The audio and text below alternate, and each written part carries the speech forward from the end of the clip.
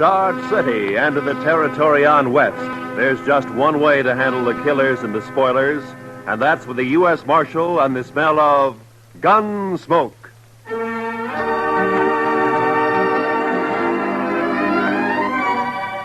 Gunsmoke, starring William Conrad. The story of the violence that moved west with young America. The story of a man who moved with it. Matt Dillon, United States Marshal.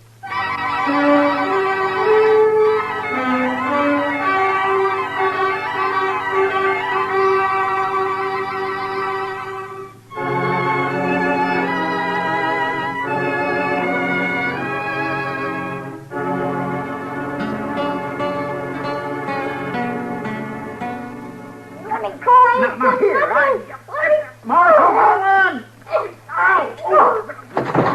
Let me go! Oh, what have you got there, Chester? Half bug cat and half kid, Mr. Dillon. I'll smack you flat on the Hold way. it now. You don't stop that kid. Now, hold it. You want me to take a strap to you? Now, hold it. You'd best lock him up somewhere, Mr. Dillon. It's safer that way. All right, Chester, just calm down. Now, you come over here, son. Sit down. Come on. Look out, Mr. Dillon. He's got hold of your gun. Okay.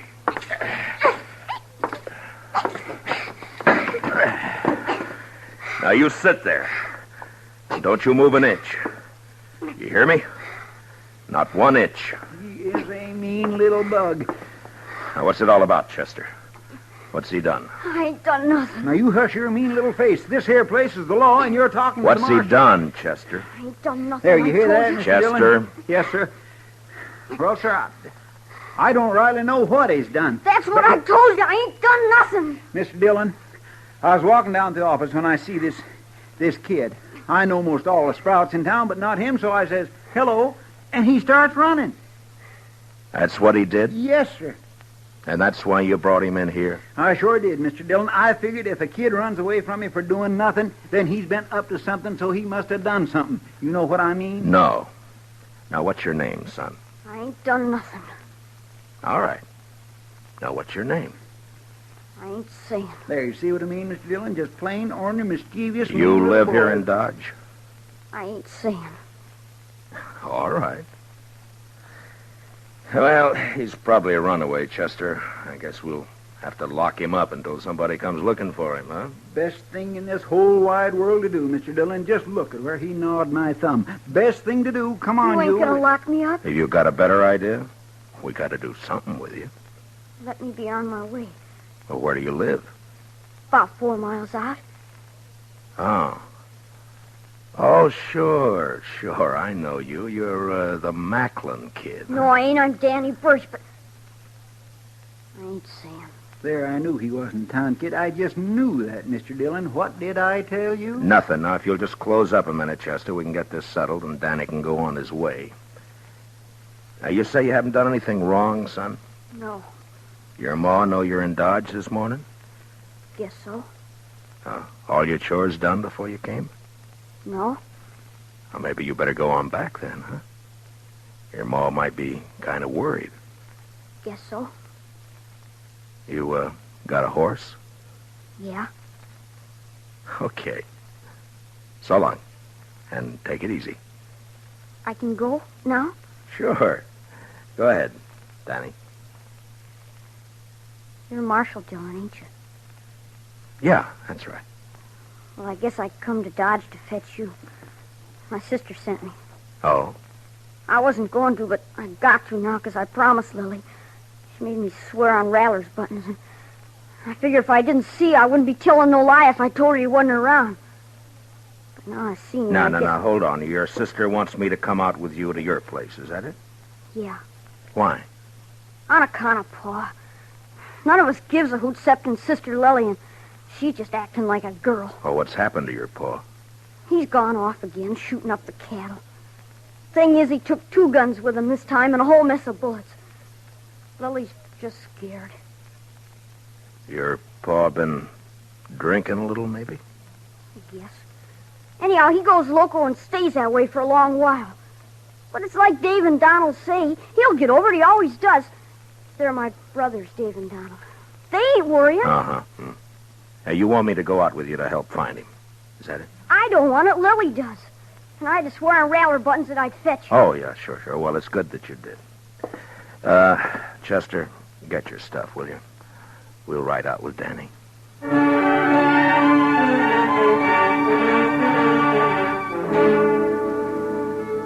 I didn't get anything more out of the boy on the way out to the Birch place. No one in town knew much about the family. They'd moved in about a year earlier, came up from the territories. The folks about said Birch and his brood kept pretty much to themselves. There'd never been any trouble with anybody. I looked at the boy riding his horse bareback. He was nice looking enough, but there was something the matter with his mouth. It was too hard. You could tell he wasn't a kid who did much smiling. Maybe with his paw acting that way, I didn't blame him. He sure rode his horse proud, though.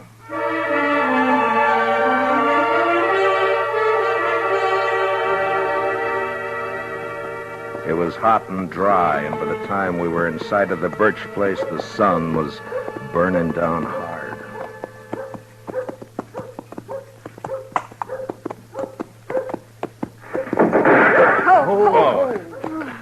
That'd be Donald, I figure.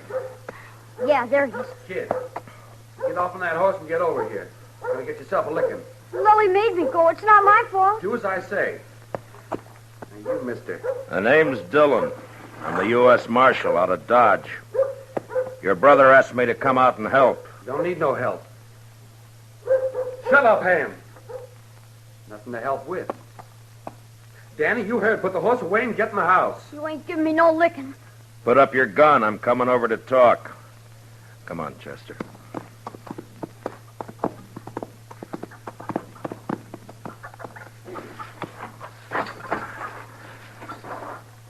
It's against the law to shoot a man in cold blood. You know that? Shucks, I wasn't aiming at you. I was aiming at a rabbit up in the rise there. Your horse is scared away. Mm-hmm. Well, now, what about your paw? What about him? Have you found him? Shucks, he don't need to be found. He'll come back when he's good and ready. Pa's off hunting. That's not what your brother says. Where'd he go? Oh, he's going to get himself a licking, that's what, and he knows it. Get himself away, that's what. Donald, that's your name, isn't it? Yeah? Well, look, I'm not one to interfere in family matters, but if you do need help, if your paw's shooting up cattle like Danny says, well, maybe he'll be practicing next on people, and that wouldn't be so good. That brother of ours, he's a dirty little liar. No, he's not, Donald. I'm glad you came, Marshal. You come into the house, please?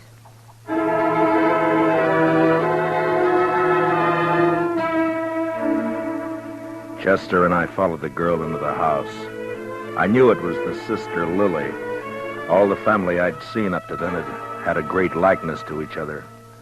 Donald slouched in behind us and moved around the room nervous-like. It wasn't by rights a house, and it was too big for a cabin. I had the feeling that they'd put up boards and studs where the fancy took them, and the place just grew another room like a lizard's new tail. I don't know what it was, but I got a funny feeling. It was too hot, and something was wrong. All wrong. And the girl Lily looked square at me with hard eyes.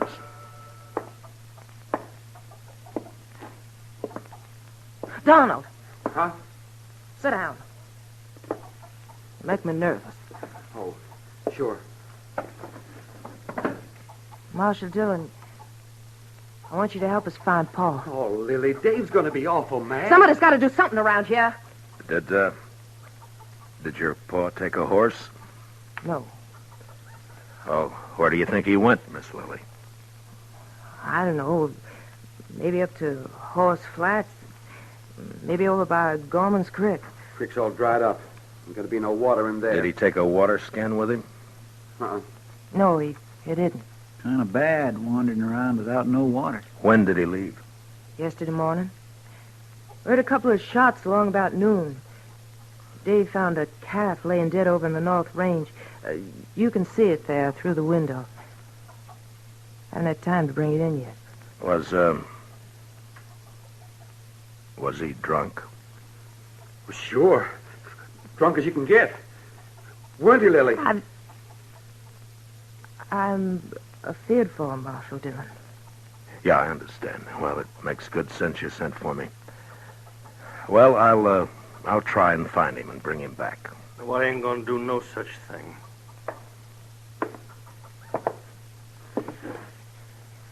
You that Marshal fella out of Doc?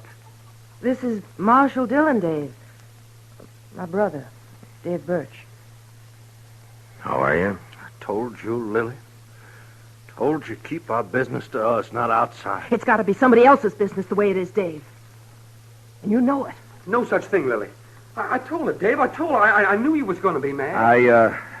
I figure the four of us, you and your brother here, and Chester and me, ought to be able to get him in before night. Now, mister, I told you we don't need you. Nor no one else. I'll be obliged you get off this property. Dave! Shut up, Lily. I'll see you and your fella there to the door, Marshal. I'm sorry, but if your paw's running around dangerous, it's my duty to find him.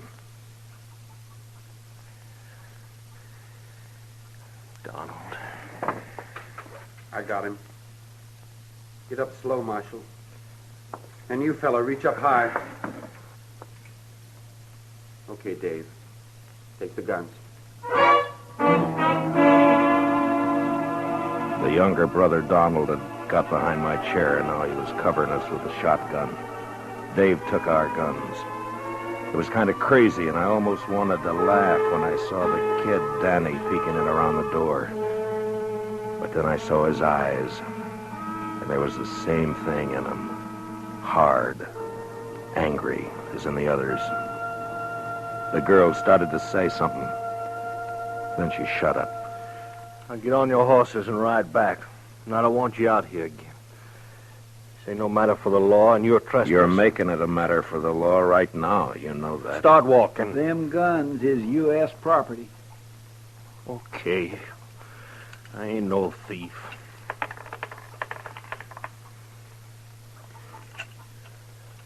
Here, bullets I'm keeping. Figure they're worth about 2 bits. Donald, give him 2 bits. Sure. Here. All right, now here's your guns. Now get out fast.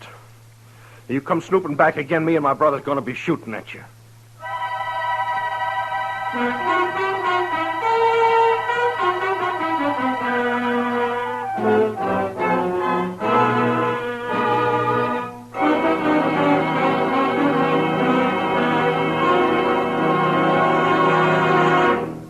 We will return for the second act of Gunsmoke in just a moment. But first, for centuries, arthritis and rheumatism have plagued mankind. And it's only in the last few years that science has begun to find hopeful avenues to explore toward relief and cure. The Arthritis and Rheumatism Foundation, established in 1948, holds a yearly drive to obtain funds for yet more concentrated research. A contribution to this year's drive, sent simply Arthritis, in care of your local postmaster, will help this fine work to continue for the eventual benefit of everyone. And now for the second act of Gunsmoke.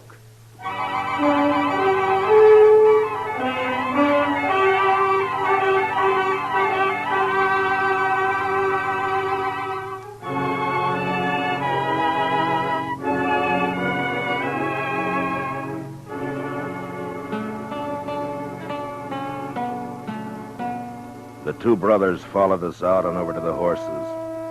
As hot as it was in the house, it was worse in the open. The saddles were burning. There wasn't another word passed between the Birch boys and me. They just stood covering us. And when I looked back 100 yards or more off, they were still there. Well, sir, that's what comes of trying to do a kindness, Mr. Dillon. As far as I'm concerned, they deserve whatever happens. hot. I can't make it out, Chester. You'd think from the way they talk they don't care what happens to their paw. Mean bunch of children. They probably don't. My, Mr. Dillon, you ain't even riled they pulled guns on us. I guess I'm not, Chester. You know, there's something awful wrong back there. Those boys don't look the kind to pull a gun. And the girl wanted to talk, all right, but they wouldn't let her. Just mean, that's all. Oh. Oh, you aim to go back, Mr. Dillon? It's like I said, Chester, if it's just a family affair, you and me don't belong in it. But if the old man's as drunk as he sounds, he could make a lot of trouble. No, we're not going back right now. We're going to have a look around this country for a spell.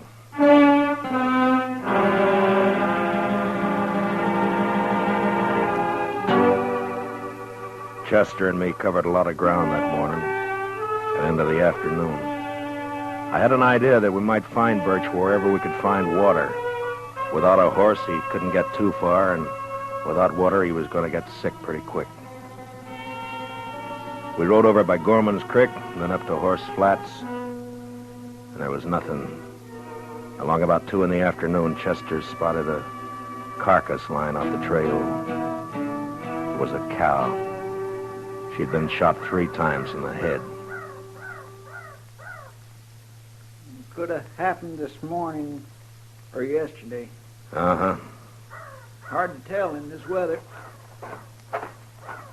Oh. Well, the ground's too dry to pick up a track. Might as well take a chance and go over to the hills. Yeah, might be water there. Boy, I could do with some right this very minute. Oh,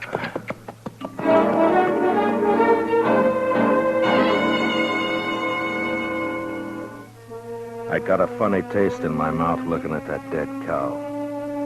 When a thing dies natural or gets killed for food, that's one thing, but even an animal has a look about it when it's been murdered. We rode the 6 miles to the hills. They weren't rightly hills, maybe more like humps rising up from the brown, dry earth, and we could get a good view across the plain. There was a patch or 2 of wild oats up there, long turned to rust, and foxtails. Maybe it was in our minds, but just those few feet higher made us seem closer to the sun and hotter.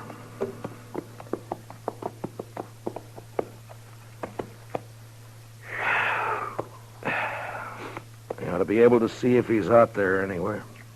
Mr. Dillon, he'd be dead if he was. Man couldn't live a morning out there on foot. Well, I don't think he's going to find water up here. Now, look at that. Dry as a bone.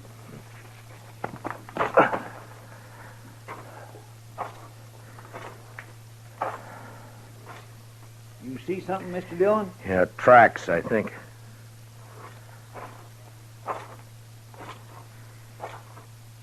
Yeah, he's been up here.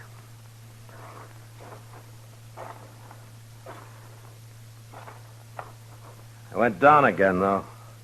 Over there. He sure made a long way on foot. Must be more than 8 miles from his place. Yeah.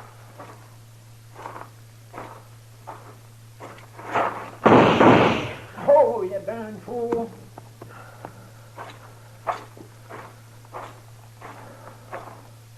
Rattler. Yeah, I saw. Blew his head clean off. I was afraid you was going to step on him. Well, we'll follow the tracks until they give out. Come on.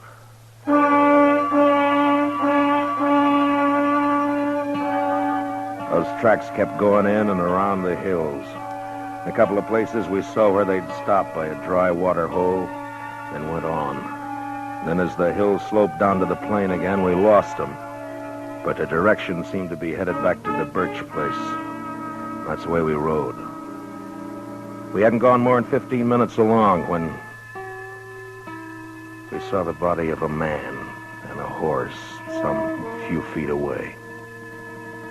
They were both dead.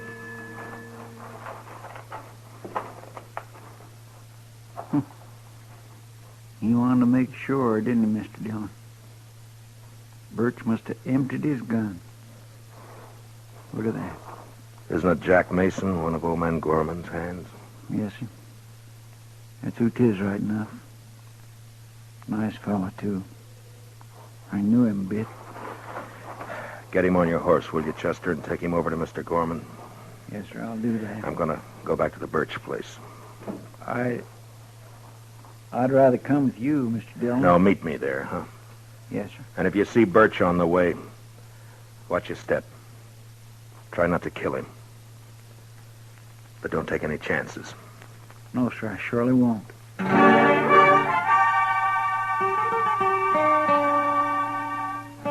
There was killing now, and I wasn't in the mood to talk gentle and kind with the sons and girl at the house. It was the boy Danny that saw me first. He was sitting on the doorstep. He ran inside, and a second later I saw Dave come out with a shotgun. I didn't give him a chance to make up his mind. Dave! Dave! What did you shoot my brother for? What happened to Shut up, kid. Get inside. Ain't nothing. your arms? Get inside now, you hear me? I'm sorry, but I'm not arguing with you anymore. Where's your paw? I don't know. He killed a man back on the plane away. You're a liar. Told you get in the house, kid. Now get. I'm staying. He's a liar. Pa never killed nobody. Where's Donald and your sister? Outlook. Mister, did he? Did he kill someone? Yeah. Jack Mason, one of Gorman's boys. Don't you say that. Don't you say Danny, it. get me some whiskey, will you? My arm pains. Yeah, I will. But you ain't gonna tell no lies about my pa. You tell him to quit, Dave. Where do you think he is? Donald Hurst shot up Horse Flats when they'd gone up there. Well, he must have doubled back from the hills. Listen, you told the boy to ride into town and fetch the doc out here. He'll take care of that arm. Okay. When my deputy rides in, Chester Proudfoot, tell him where I've gone, will you? Sure. Marshal. Yeah.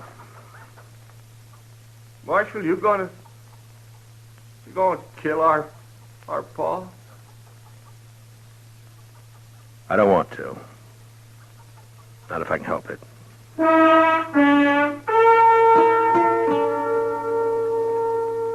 Over at Horse Flats, I caught up with Donald and Lily Birch. I told them about the killing. And a half mile further on, the three of us saw the old man. He was crouched down on his haunches by a parched water hole, stripped naked. He was crying. It was a bad sound. And when I saw his eyes, I knew he wasn't drunk. There was no sign of his guns or his clothes.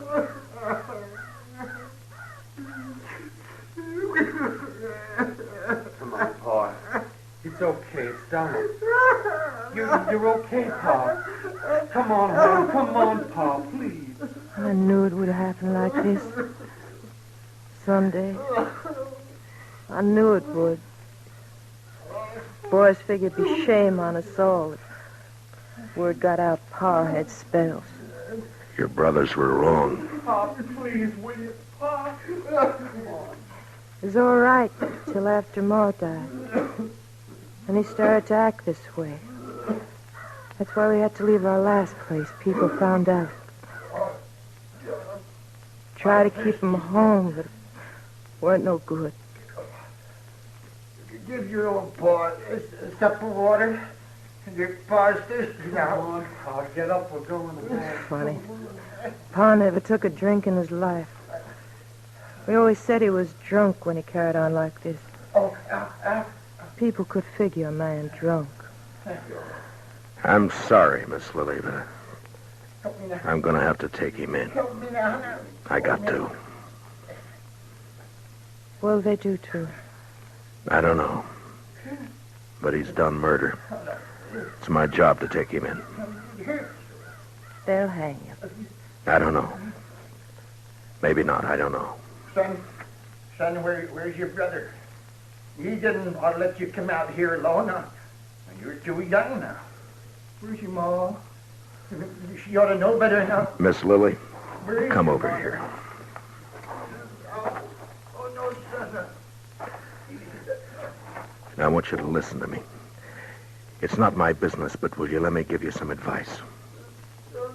Miss Lily? Huh? Now, you sell this place. I'll see what I can do to help. And you and your brothers go somewhere else and start afresh. You can get a good price for your land. You do that.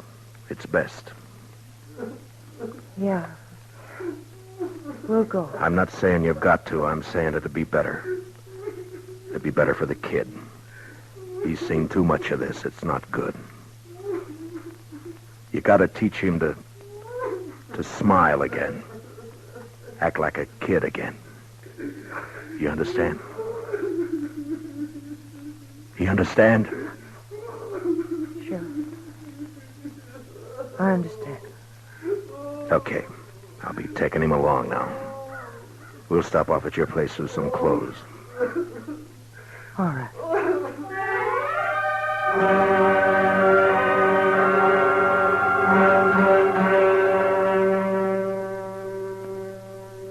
We took the old man back to his place. Got him dressed. His children said goodbye to him like they knew that they'd never see him again. Like there was no hope. Chester rode in, and the old man seemed real happy to go back with us to Dodge. He didn't know. He didn't care. On the way, we passed the Doc and Danny riding out to take care of Dave's arm. Funny thing, the old man didn't even see the kid.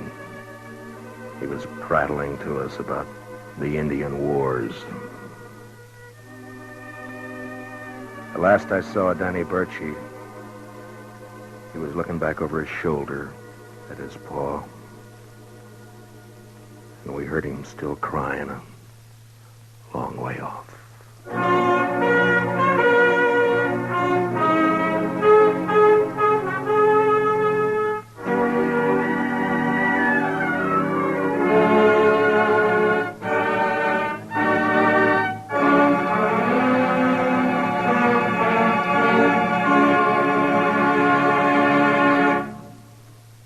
Gunsmoke, under the direction of Norman MacDonald, stars William Conrad as Matt Dillon, U.S. Marshal. Tonight's story was specially written for Gunsmoke by Anthony Ellis, with music composed and conducted by Rex Corey. Featured in the cast were Richard Beals as Danny and Michael Ann Barrett as Lily, with Lee Millar, John Boehner, and Lawrence Dobkin. Parley Bear is Chester. Gunsmoke is heard by our troops overseas through the worldwide facilities of the Armed Forces Radio Service. Join us again next week as Matt Dillon, U.S. Marshal, fights to bring law and order out of the wild violence of the West in Gunsmoke.